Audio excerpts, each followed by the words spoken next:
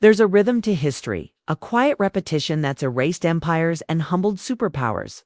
And right now, in 2025, United States is moving through that same rhythm step by step, not by coincidence, but by choice. Every time this pattern has appeared, it's ended the same way.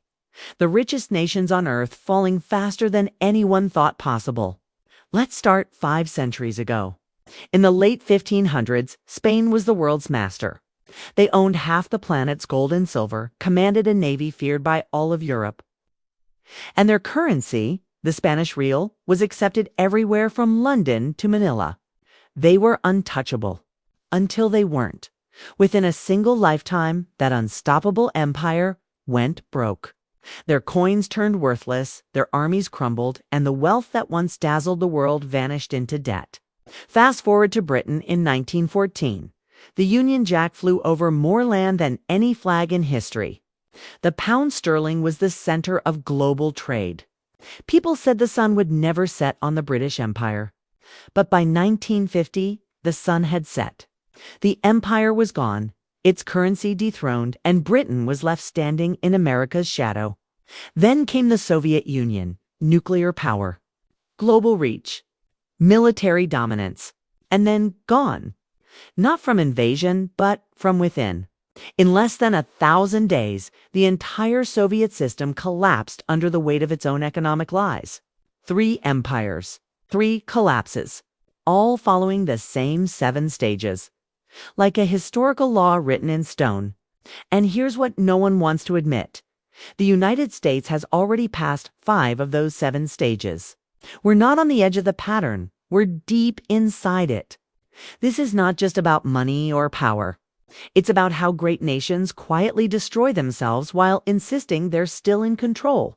So what does the death of an empire actually look like? Not in theory, but in real life. It doesn't start with enemy armies at the gates. It starts with exhaustion. An empire spends beyond its means. It builds bases in every corner of the planet, fights endless wars, makes promises it can't afford, and borrows to cover it all. At first, everything looks fine. The flag still flies. The currency still buys. The headlines still praise. But underneath, the gears begin to grind. Factories close. Debt piles up. Talent and capital flee. And slowly, the empire starts feeding on itself. Then the cracks widen. Allies grow uncertain. Rivals grow bold. The world starts looking for alternatives. New trade routes, new currencies, new powers to depend on. And that once unshakable empire suddenly finds itself isolated, overextended, and broke. That's when the collapse accelerates. The currency floods back home. The military becomes a liability. And the promises of the empire, once ironclad, become just words on paper. That's what destroyed Spain, Britain, and the Soviet Union. And all 3 believed they were different, too powerful, too special to fall. Sound familiar? They all made the same fatal choices. They fought too many wars. They debased their currency. They borrowed without restraint. And they ignored the warning signs until it was too late.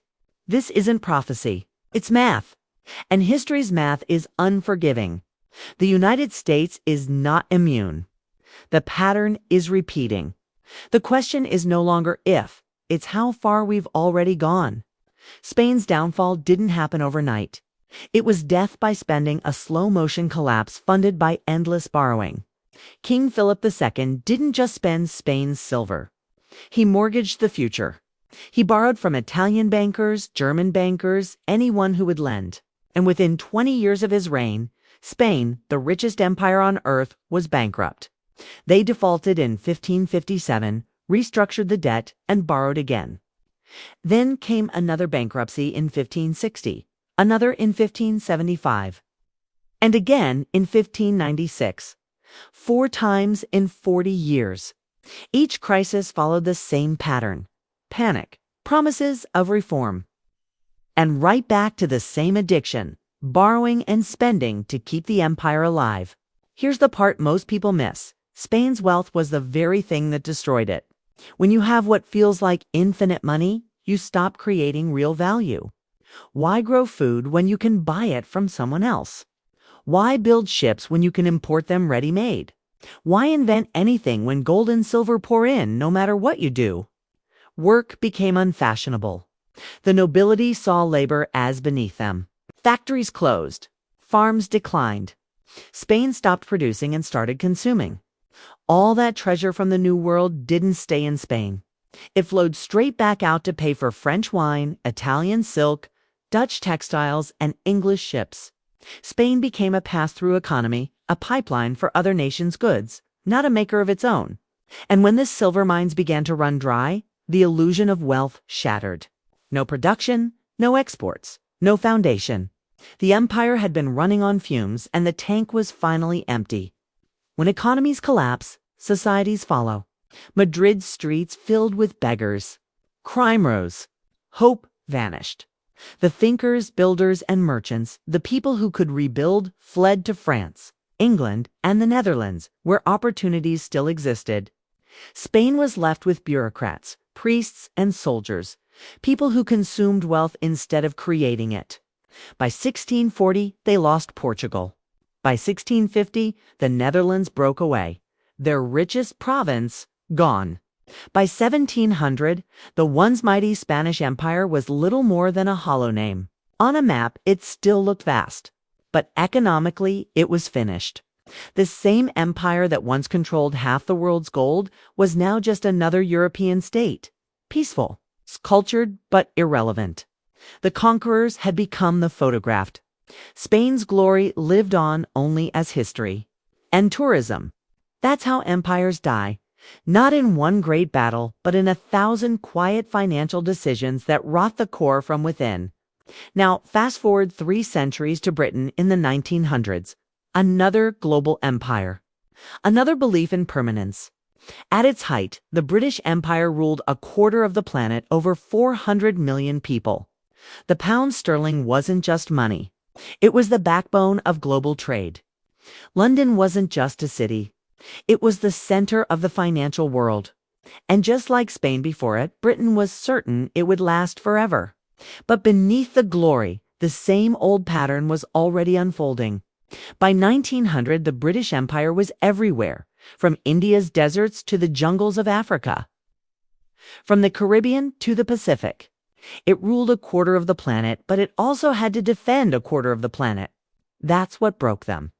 When World War I erupted in 1914, Britain faced a fateful choice: stay out and watch Europe destroy itself, or step in and save it, no matter the cost.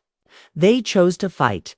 That war cost Britain more than $40 billion, over $1 trillion in today's money. They borrowed from everyone, but mostly from the United States. By 1918, Britain, the great creditor of the world, had become a debtor. But they'd won the war. And they still had the empire. They thought victory meant recovery. It didn't. The pound sterling had always been as good as gold. But the war drained Britain's gold reserves. Shipments of gold crossed the Atlantic to pay for food, weapons, and supplies. By 1920, half of Britain's gold was gone, yet they still tried to pretend nothing had changed. In 1925, they forced the pound back onto the gold standard at its old pre-war value. It was a fatal mistake. The pound was overvalued, exports collapsed, and unemployment soared. Factories went silent. Workers lined the streets. To defend the currency, Britain kept interest rates painfully high, crushing its own economy. By 1931, the lie couldn't hold. Britain abandoned the gold standard, and the pound lost a quarter of its value overnight. The world's reserve currency had just admitted it couldn't keep its promises. Britain never recovered from the debt of the First War, and then the Second began. World War II cost them another $120 billion. Again, they borrowed from the United States. Again, they mortgaged the empire. By 1945, Britain owed America and Canada more than its entire GDP. The war was won, but the empire was finished. They couldn't afford to defend it, to govern it, or even to pretend it still worked. In 1947, Britain gave up India, the crown jewel, the source of 2 centuries of wealth. One by one, the rest followed. Africa, the Middle East, Southeast Asia, the Caribbean. By 1970, the British Empire existed only in schoolbooks and nostalgia. A global superpower had become a mid-sized island with fading memories of greatness. The decline of the pound told the rest of the story. In 1940, one British pound was worth $4.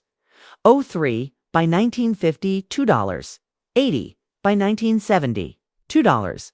40 by 1980, barely $2. 30 today. It trades for just over $1. 20. The global reserve currency became a regional currency, respected, but irrelevant. Britain kept the symbols of power, nuclear weapons, a permanent UN seat, a special relationship with America, but the illusion couldn't hide the truth. The empire was gone. The wealth was gone. And the world had moved on. When the dust of World War II settled, a new power rose, the Soviet Union, armed with nuclear weapons driven by ideology and stretching across 11 time zones. It seemed unstoppable. Communism, they said, would bury capitalism. For 45 years, they stood toe-to-toe with the United States. More missiles, more troops, more propaganda. But the same story was playing out again, only faster. The Soviet Union spent 15 to 20% of its GDP on the military, 3 times what America spent. They tried to match every U.S. move, every base, every ally, every influence. They funded more tanks, regimes from Cuba to Syria, from Vietnam to Angola, from Ethiopia to North Korea. Everywhere America had a presence, Moscow. Everywhere America had a presence, Moscow wanted one too. But their economy was a fraction of the size. They were burning money just to stand still. By the 1970s, the Soviet economy had stopped growing. Oil exports kept them afloat, but everything else was broken. Factories produced junk no one wanted. Farms failed to feed the population. Technology lagged decades behind the West, and by the 1980s, the USSR, a country with some of the best farmland on earth, was importing grain just to survive. Why? Because central planning kills innovation. Because when people can't profit from their work, they stop caring. Because in a command economy, productivity dies the moment incentives do. The ruble was never a real currency. You couldn't trade it freely. Even Soviet citizens preferred US dollars when they could get them. To buy anything abroad, food, machinery, medicine, the Kremlin had to pay with gold and oil. But by 1985, oil prices crashed and the gold reserves were nearly gone. The empire was running out of real money. Then the walls, literal and political, began to fall. In 1989, the Berlin Wall came down. Within 2 years, Poland, Hungary, Czechoslovakia, and the rest of Eastern Europe were gone. The Soviet Empire was unraveling in real time. When the Berlin Wall fell in 1989, the Soviet Empire began to unravel. Poland, Hungary, Czechoslovakia, Romania, East Germany, gone in a single year. The satellites that once gave Moscow its reach and security slipped away one by one. The Soviet Union was broke, and there was nothing left to hold it together. On December 26, 1991, the Soviet flag came down for the last time. In just 900 days, a superpower that had terrified the world simply ceased to exist. No war, no invasion. Just economic implosion. The army couldn't be paid. The government stopped functioning. The ruble became wallpaper. 30,000 nuclear weapons and not enough money to keep the lights on. It was the same pattern again. Overextension, currency failure, debt, loss of empire, collapse, and now, in 2025, the United States is walking that same road step by step, stage by stage. The U.S. maintains 750 bases in 80 countries and troops in more than 150. We've promised to defend Europe, Japan, South Korea, the Philippines, and half the planet besides. Our annual defense bill, $850 billion, more than the next 10 nations combined. Yet the equipment is aging, recruitment is falling, and our commitments keep multiplying. If China strikes Taiwan, If Russia pushes deeper into Europe, if Iran closes the Gulf, we can't fight on every front at once. That's the definition of overextension. Check.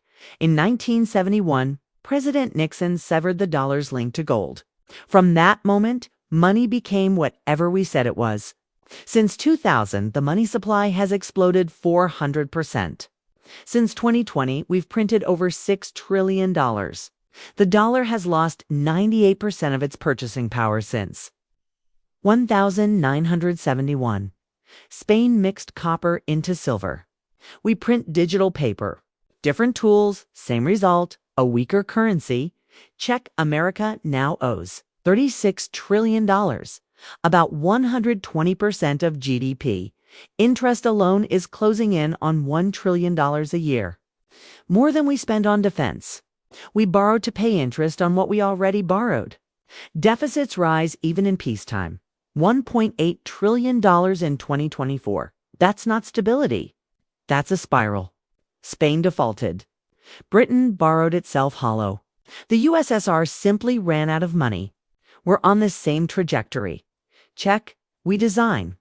We finance. We consume. But we no longer make. Factories have moved to China, Mexico, Vietnam. We import $800 billion more than we export every year. Our medicine, our electronics, even parts for our weapons, all made elsewhere. Spain once traded silver for everything it needed until the silver ran out. We trade dollars until the dollars lose their power. Check. Look around. Public trust is collapsing. Crime rising. Homelessness spreading. Over 100,000 Americans die each year from overdoses. Fertility is at record lows. The best minds are burning out, tuning out, or moving out. Politics is a cage match. Governance has stalled. The warning lights of decay are flashing everywhere, and still we pretend it's fine. It's not fine.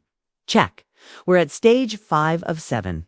Spain, Britain, and the Soviet Union all hit stage 5 before the end came quickly. Every empire's final advantage is its money until the world stops trusting it. That's the moment we're approaching. The BRICS nations are testing alternatives. Central banks are hoarding gold again. China and Russia trade in yuan and rubles. Saudi Arabia now sells oil in currencies other than the dollar. The first cracks are already there. When the dollar stops being the world's safe haven, those trillions come home and what was once strength becomes floodwater. It doesn't happen gently. It happens fast. A currency crisis sparks a debt crisis. Debt triggers political chaos. Markets freeze. Trust evaporates. And overnight, a superpower becomes a memory. That's how it ended for Spain. That's how it ended for Britain. That's how it ended for the Soviet Union. And every one of them believed the same comforting lie. We're different. They said we have gold. We have colonies. We have ideology. And we say we have technology. We have the dollar. We're America. But history doesn't care about pride. It cares about math. You can't spend beyond your means forever. You can't maintain empire without productivity. You can't debase money without consequence. Once you've completed the first 5 stages, the last 2 follow like gravity. The only unknown is how fast. Maybe we have 10 years. Maybe 5. Maybe less. But the direction is unmistakable. Since 2020, we've accelerated every step, printed more, borrowed more, stretched further, divided deeper. We're not drifting into the pattern. We're sprinting through it. And the end is visible to anyone willing to look. Maybe we'll be the first empire to break the cycle, to reform, to rebuild, to pull back before the crash. Maybe this time truly is different. But history whispers a colder answer. It never has been. If this opened your eyes to where we stand in that sequence, subscribe. Because when stage 6 begins, when the dollar starts to crack, you'll want to understand why it happened and how it was predictable. The truth isn't hidden in tomorrow. It's written in yesterday. And history is about to turn the page again. History is about to turn the page again.